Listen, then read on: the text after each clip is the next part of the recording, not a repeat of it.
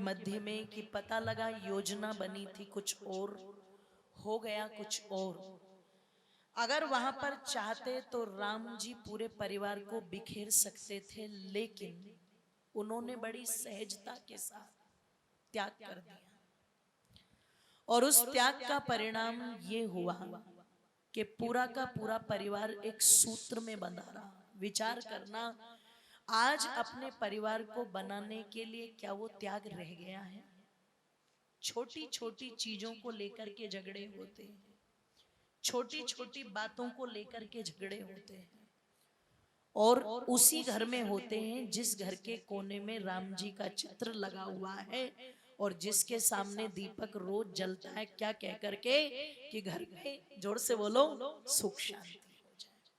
तो सुख शांति राम जी के चित्र पर दीपक जलाने से नहीं होगी। सुख शांति तब होगी जब परिवार के लिए भगवान राम जैसा त्याग हमारे अंदर, जोर से बोलो, होगा।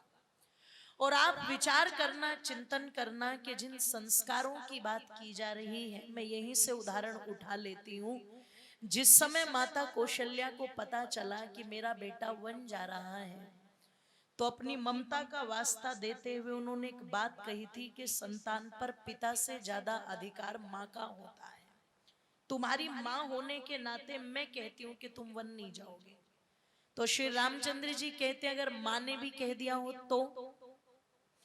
अब यहाँ पर यदि माता कौशल्या पलट करके ये पूछ लेती कि तेरे जन्म देने वाली माँ तो मैं हूं, और कौन सी माँ ने तुझे कह दिया, है ना, तो शायद रामायण यहाँ भी पलट सकती थी।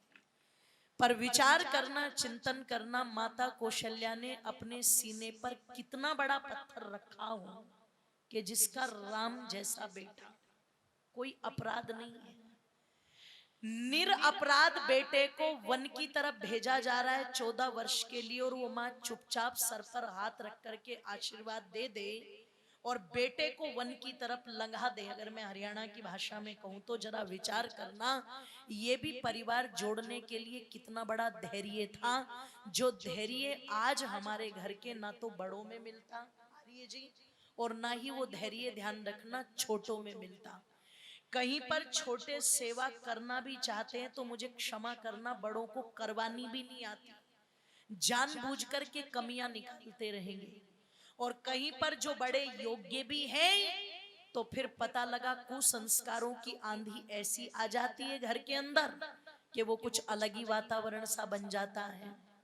निवेदन आप लोगों के मध्य में कर दूं, जरा चिंतन करना, जिस माँ ने सर पर हाथ रख करके भेज दिया हो, क्या आप उस माँ के धैर्य को प्रणाम नहीं करेंगे?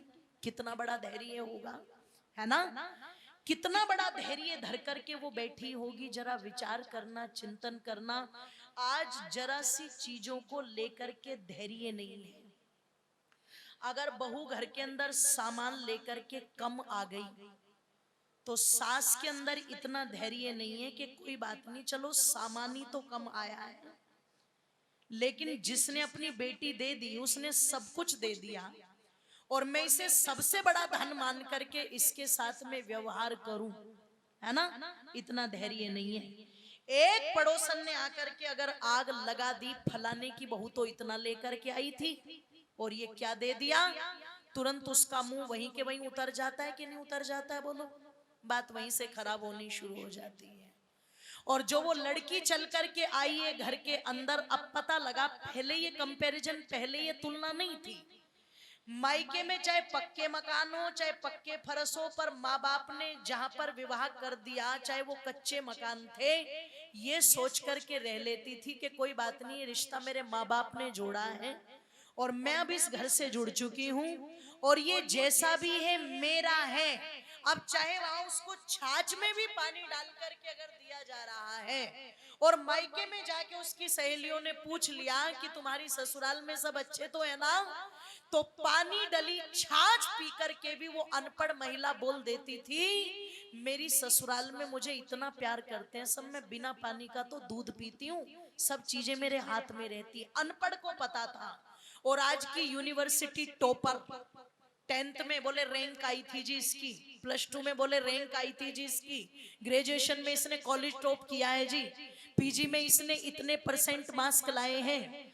आज अगर ससुराल में उनको बादाम घोट घोट करके भी पिला रहे हैं ना, तो भी वो फोन मिला करके मायके में अपनी माँ को उस बादाम दूध का भी सपरेटा बताती है कि नहीं बताती है? बोलो, वो सपरेटा बताती है। धैर्य नहीं रह गया, कंपैरिजन किया जाता है। एक मुझे बता रहे थे, हमारे जानकार है आर्य जी, बोले हमारी नई नई बहू आई और वो रोने लगी एक दिन। तो मेरी पत्नी ने पूछा, बेटी तू रो क्यों रही है? कोई दिक्कत हो, कोई परेशानी हो तो हमें बता।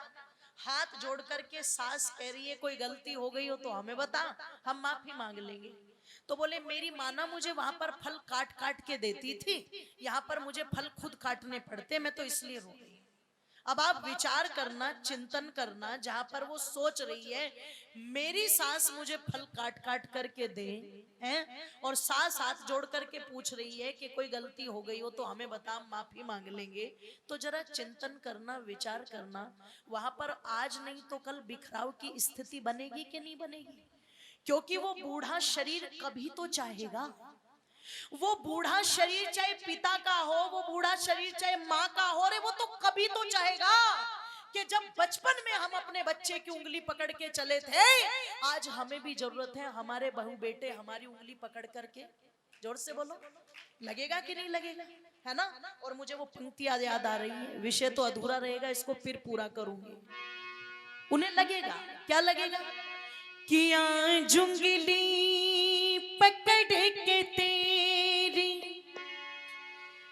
तुझे मैं चलना सिखलाऊं, मत थामना मेरा, जब मैं बूढ़ा हो जाऊं। आज उंगली पकड़ के तेरी, तुझे मैं चलना सिखलाऊं, तू हाथ थामना मेरा, जब मैं बूढ़ा हो जाऊं।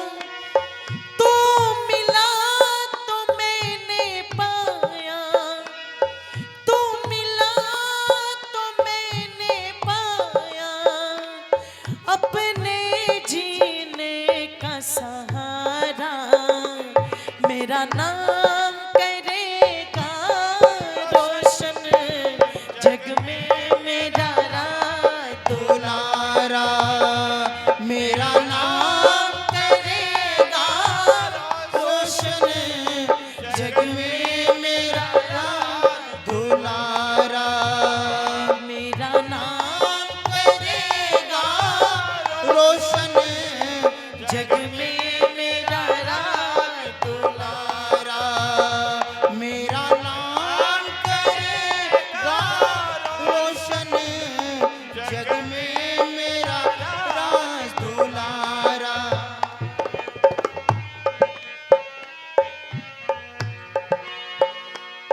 मैं कब से तरस रहा था, मेरे आंगन में कोई खेले, नन्ही सी खुशी के बदले मेरी सारी दुनिया ले ले। मैं कब से तरस रहा था, मेरे आंगन में कोई खेले, नन्ही सी खुशी के बदले मेरी सारी दुनिया ले ले।